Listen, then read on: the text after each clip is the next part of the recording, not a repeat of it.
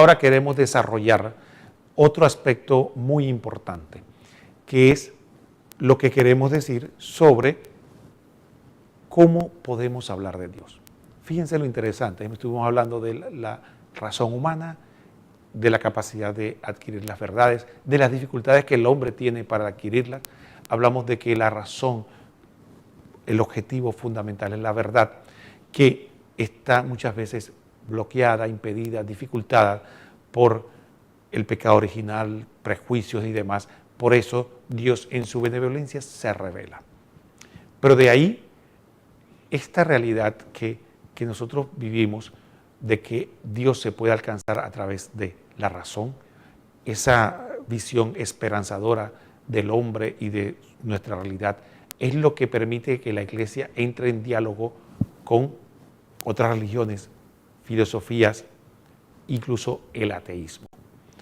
O el escepticismo, que son los agnósticos que dicen que no saben si existe un Dios o no, o si existe un Dios, dicen que no hay forma de afirmar que existe o que saber qué es lo que Él quiere. Entonces, ese es básicamente el agnosticismo, que es una forma de ateísmo, y tenemos el ateísmo, que simplemente dice que no existe nada trascendente, solo la materia que nos rodea, y también sabemos que hay diferentes formas de ver lo trascendente en la filosofía y otras religiones. Algunas personas critican de que por qué la Iglesia Católica entra en diálogo con estos grupos que no creen en Cristo y que no son cristianos. Hay dos aspectos que más adelante en el catecismo desarrollaremos y adelantamos ahora dos solamente. Primero lo hacemos en función del bien común, la humanidad.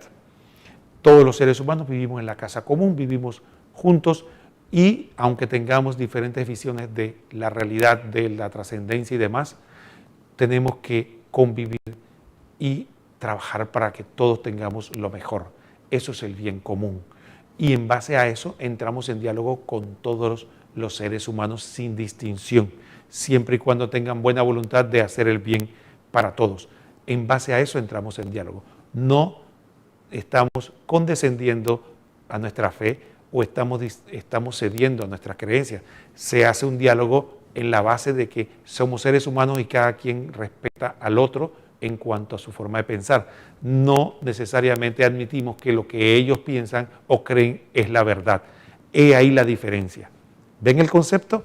Entramos en un diálogo sin precondiciones, en fundamento del bien, sin que necesariamente nosotros, entrando en ese diálogo, admitamos de que los otros piensan, como piensan diferente que nosotros, tienen la verdad. Nosotros simplemente nos reunimos reconociendo nuestras diferencias, pero sabemos que hay un fin común, el bien común.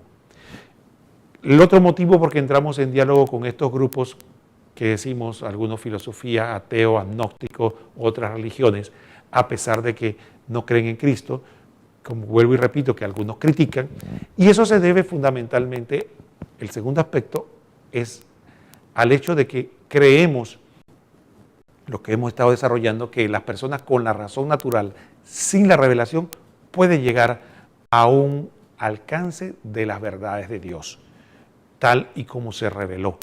Y entonces entramos en un diálogo donde, a través del desarrollo del bien común y del análisis de la realidad, empezando por presentar nuestras razones a través de la ciencia y de la razón pura, la filosofía, de que Dios existe, podemos entrar en un diálogo que puede concluir en que la persona acepte la existencia de Dios y posteriormente después las otras verdades de fe que se pueden alcanzar con la razón, que sería como la puerta de entrada a que la persona después acepte la revelación. Ese diálogo que la Iglesia siempre está abierta y siempre manifiesta es la realidad por la que nos encontramos hablando de esto de la razón y la fe. Vuelvo y repito, siempre lo he dicho a lo largo del programa, hay personas que dicen, ¿para qué hablar de esto si nosotros creemos en Dios, creemos en la Biblia, pero no podemos pensar de manera egoísta? Tenemos que pensar, ¿y qué pasó con el hermano que no cree? ¿Cómo le llegamos?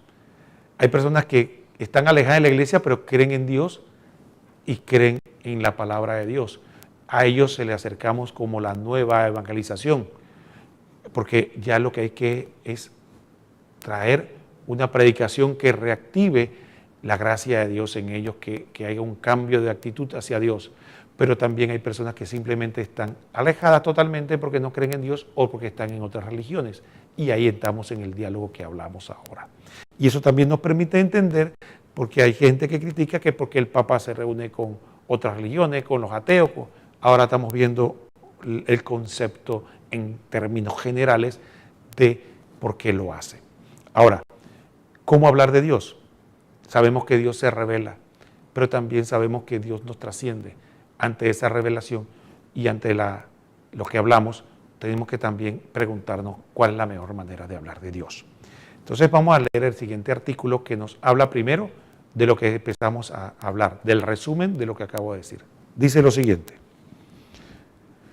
al defender la capacidad de la razón humana para conocer a Dios, la Iglesia expresa su confianza en la posibilidad de hablar de Dios a todos los hombres y con todos los hombres. Esta convicción está en la base de su diálogo con las otras religiones y con la filosofía y las ciencias, y también con los no creyentes y los ateos. Lo que acabamos de decir básicamente es un resumen. Vamos a pedirle que pongan el siguiente artículo que dice: puesto que nuestro conocimiento de Dios es limitado, nuestro lenguaje sobre Dios lo es también. No podemos nombrar a Dios sino a partir de las criaturas y según nuestro modo limitado de conocer y de pensar. Aquí entramos en un terreno importante y es el terreno de la analogía.